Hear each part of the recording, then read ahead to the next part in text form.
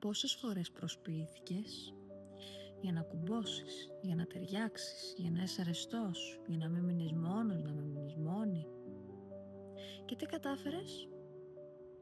Να είσαι με ανθρώπους που δεν ταιριάζεις, να προκαλείς θυμό σε σένα, να απομακρύνεσαι και εν τέλει να καταλήγεις όντως μόνη, να καταλήγεις όντως μόνος.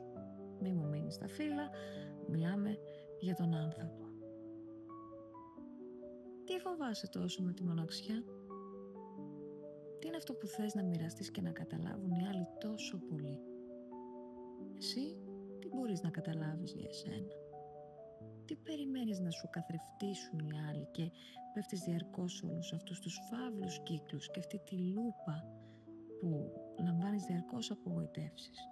Όχι από τους άλλους, αλλά από τον εαυτό σου και από τον τρόπο που επέλεξες για ακόμα μια φορά. Αν θέλεις να γιατρευτείς από το φόβο της μοναξιάς, βάλε τη μοναξιά δίπλα σου και ρώτα τι έχει να σου πει.